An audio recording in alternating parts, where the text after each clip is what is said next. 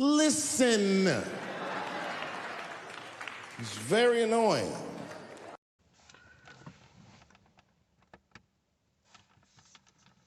Okay, I'll do it. This is what people want. This is what people have been waiting for, right? So October 5th, Dave Chappelle fulfills his contractual obligation with Netflix, releasing his sixth special with the streaming giant. As a finale, a fitting name was The Closer.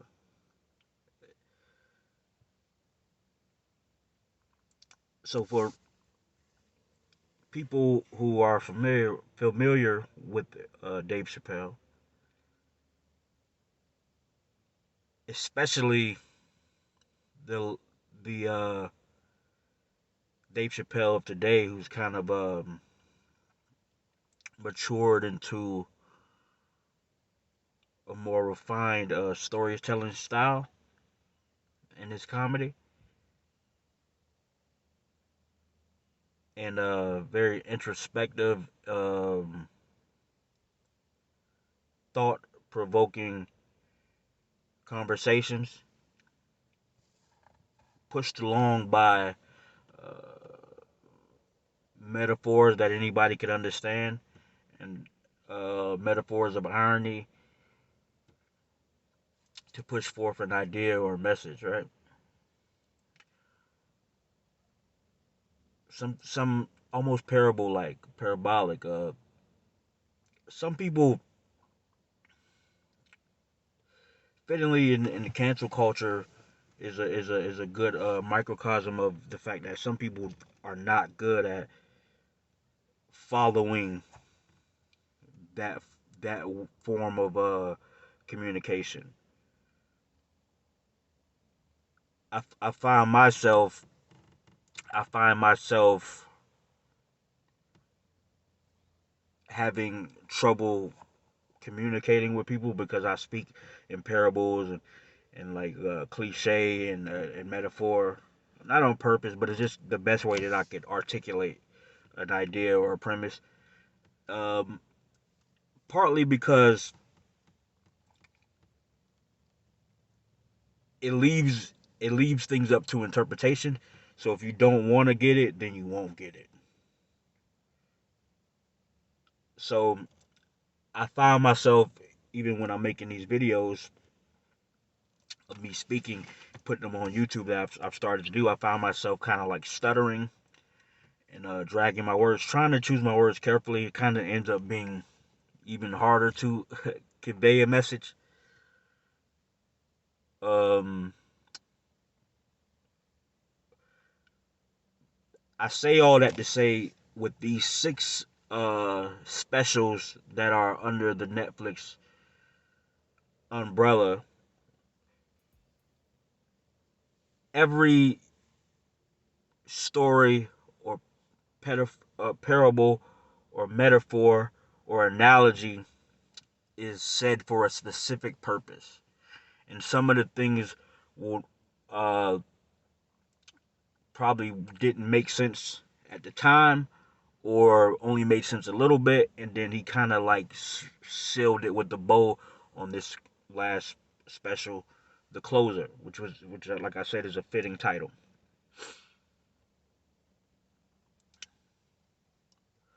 Another variable and important component to telling stories in this way to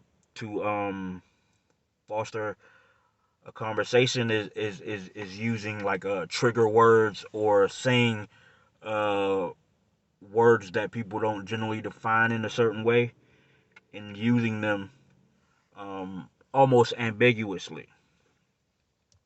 All right. So the underlying thing most people hear is him talking about gay and bi, trans, and the other variations of this group that has become the LBGQ community, LBGTQ community. Um, Being as respectful as I can, because I don't know the ins and outs of it. But that was a part of the underlying point that Dave Chappelle was having in this special, is him coming to you saying that I don't understand it, I don't agree with it 100%, but I respect you. Um, in one of the specials, he said, hey, if you want to be called by a pronoun, then I'll respect that and I'll say that. Essentially, is what he said. But I won't have a philosophical debate on what's real and what's a real woman or real man. Basically, is basically the point that he was trying to get out. Which this last special, he was willing to go full on in that philosophical bag and say, hey, this is how I feel, but also doing that to tie it in a bow at the end and say, this is the end of it. That's my preamble. If you made it past the preamble, then maybe you're willing to go a little further. Now, I wasn't gonna do this because I was late to the party, so I figured that it wouldn't touch as many eyes, because it's kind of, I figured that the outrage had kind of like subsided and kind of smoothed out. Apparently, I was wrong, because there's still think pieces and Glad and this coalition and CNN and having these think pieces and having these people on. What did you think about the special? Uh, it's dominating the airwaves. I saw it on Hot 97. I saw it on the Breakfast Club. Uh, just dominating the airwaves. It's on the Shade Room. Um, and what I realized is that if you don't want to get it, then you won't. Because there's little gems or jewels or just hors d'oeuvres of ideas that were sprinkled strategically throughout this closer special to basically articulate what he's trying to say. All right, the Clifford analogy. Um, him getting into a fist fight with the lesbian woman, or a lady following him after he leaves the mall, or meeting a woman in a bar whose daughter is trans. All these stories he places throughout this to explain, number one, his sordid history with with this particular community, and where it spawned and where it stemmed from, and then also the talking points that has been regurgitated throughout from that first moment where it was printed in a publication saying that he's punches down and that he's transphobic and all these things, which is an important part of this whole thing, and just cancel culture in general. Is it's a lot of fake outrage and talking points that have been regurgitated that some people don't even understand, and they just keep regurgitating it about punching down and punching up. And I heard a comedian say once, I think it was Gary Owen, he said to to say that you're above a joke and you can't be joked on, you can't be talked about, is to say that you feel less than. Because nobody's above a joke. If you are equal, then you are equal to a joke.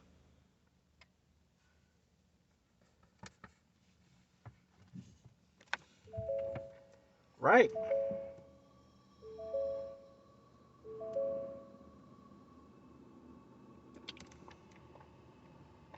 So a lot of these conversations and what he touched on in this closer piece was brilliant in explaining the philosophical debate and where it stands. If trans women, he had a joke about trans women that it's not quite pussy, it's impossible pussy. Now I'm not gonna paraphrase his joke, I guess I just did. But I guess because I'm an artist at heart, I'm a poet at heart, I'm a comedian at heart. I've done all these things. I've stood on stages and I've entertained hundreds of people, thousands of people, sometimes even. I think in a creative space, and so I can kind of get the meat and the art of it, uh, without being offended, and the humor and the wit and everything that goes into a piece like this, and understand or at least see where he's reaching. Even though he kind of told you where he was reaching, so it wasn't really ambiguous and it wasn't really, some was left up to interpretation, but because he wanted it to be very clear, he kind of closed it out by explaining exactly what he meant. Um, One point that he was making, I thought that was very clear, and especially as he put all six together, is the LGBTQ community having rights in progression at such a rapid pace that even descendants of slaves haven't had that kind of progression. And also, a part of that progression was sped up because it was led by, or it's because that white men care about this. So when white men became had a dog in the fight and came out as transgender and came out as gay, the Caitlyn Jenners, when the onus became important to powerful white people, white men, it sped up the process. And it's partly because they have the power to the power of influence and the power of just being powerful white men, and they also can play the minority card as well. And it's kind of calling out that hypocrisy. That's one. Two, it's also what I explained before, where you can't be above a joke. And cancel culture makes everybody seem fickle or fragile. When I grew up around and with gay men, gay women, trans women, trans men, I grew up around that. And we, because of our certain upbringing, we had to have tough skin, so we joke on each other. And I think, like I said, if you want to be offended, then you'll be offended, because that's what you came for. You came to be offended. And so I see these think pieces, and I see these people come on Don Lemon and make these blanket statements, or make statements and make arguments about things that he wasn't saying in this special. Having a black transgender woman or a black lesbian woman say, what about the black transgender women and men who have been killed at record rates? Why does he talk about that? Why have anybody heard about that? And that was his point. That's one of his points, is that it only matters when it's powerful white men and white women.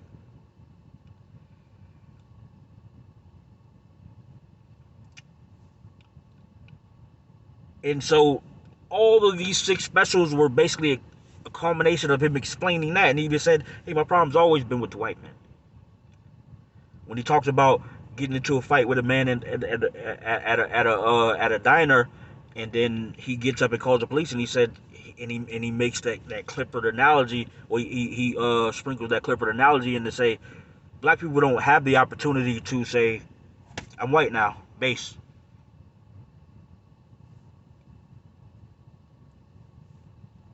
And I didn't want to have to do this because I didn't want to feel like I'm explaining, because I don't think, Dave Chappelle doesn't need somebody to explain his premises or his thoughts, his ideas. But it's like, it's weird for me, for people not to understand that, especially people that look like us. All right.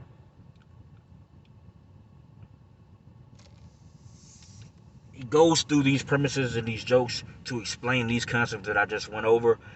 Uh, in closing, about his friend Daphne. Those who don't know, Daphne was a transgender woman who aspired to be a comedian and who he befriended at a bar after a show. And in befriending Daphne, he invites Daphne, hey, you want to be a comedian? Come open for me while I'm in your city. She opens for him, does a terrible job. He makes a joke about that. But he also explains after she got off and then he goes and does his show and does well, they have a dialogue back and forth in front of a crowd. And somewhere in that dialogue, Daphne looks at him and says, I don't need you to understand me. I just need you to understand that I'm human and I'm having a human experience. And that's important because cancel culture has found a way to eliminate the human component.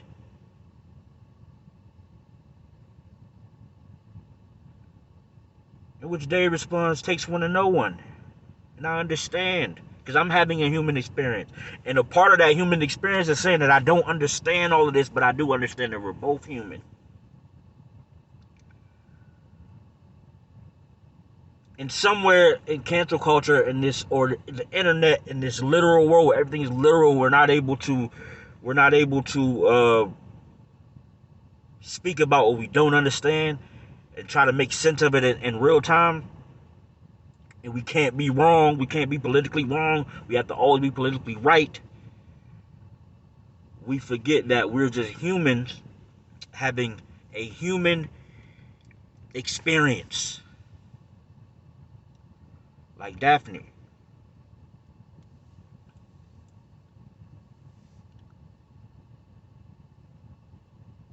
Some cancel culture came for Dave after that show that Daphne spoke about. That he spoke about Daphne. And Daphne stood up for Dave and went back and forth and toe to toe with her people, supposedly. And because she had a disagreeing opinion on what they were saying or doing to Dave, they went at her. They said, Dave is punching down on our people. And Daphne, which he quoted Daphne, not 100%, but I'll quote her a little bit better just so you understand. She said, to punch down on someone, it will require you to believe that you're better or above them. And Dave doesn't think that he's better or above me. He respects me. So he doesn't punch up. He doesn't punch down. He punches lines because that's his job. And he's a master at his craft. And in my opinion, Dave maybe should have ended it with that. But what he did is he made sure you understand that Daphne was his people, was his friend, was beyond trans or the philosophical debate.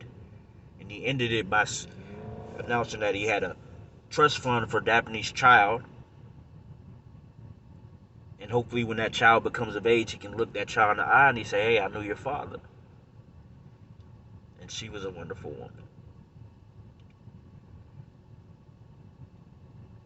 So you don't have to agree with everything. Or cancel people. All we really have to do is understand that we're human and we're having a human experience. You don't have to always agree with motherfuckers, man. Just understand.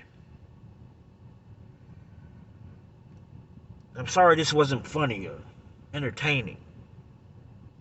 I haven't figured out how to talk shit and be funny and entertaining, even though I've done it my whole life. But I don't know though. I don't want no trouble.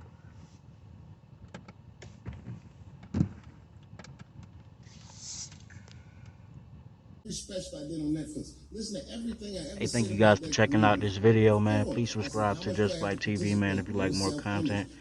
Appreciate the growth so far, man. Thank you for watching. And peace and love. Ask you, why is it easier for Bruce Jenner to change his gender than it is for Cassius Clay to change his name?